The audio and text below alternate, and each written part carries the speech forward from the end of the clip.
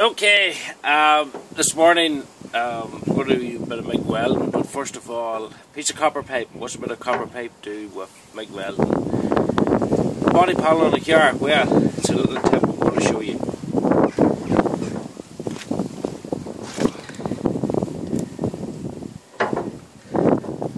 Now, I'm going to flatten this a hammer, just beat it flat. Turn it around. Yep.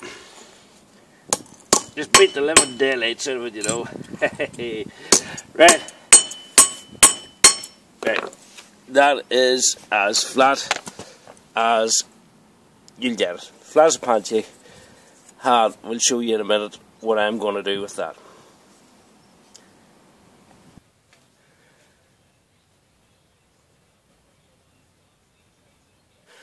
Right, okay.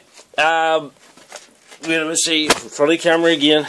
Right, piece of copper pipe, flattened. This is what I would call, I seen it at tip one time, it's a heat sink. Put it in behind the panel here, which I have one already in here with the clamps.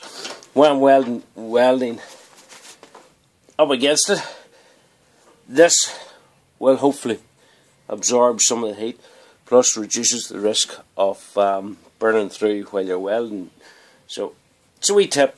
I've seen it a few years ago in New Zealand and never got round to using it, so this is the first time. But this is a piece of 15mm copper, and you have heat sink to go in the back. That's my tip and trick for the day. Alrighty, we're going to have a wee go at welding this. We have our copper strip in, and we're going to just tag it so we can still move it about. We'll have just a 100% right position, but this is near we got. So with the helmet down, we've got one glove, I've lost the other one, but we'll just be careful. So we're going to just use the vice grip, no shooting, but it's not professional. Right.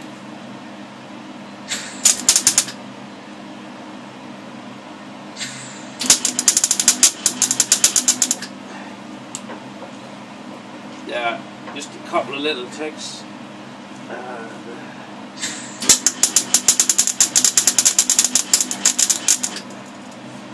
There, heat sink seems to be working pretty well. Hey, right, vice grips off. Where are we tag? Get this all one off. Yeah, that's our first tag of the day. We'll let it cool a wee bit because we're pushing our plastic strip over it. I have to run school kid and lift. We'll catch you later.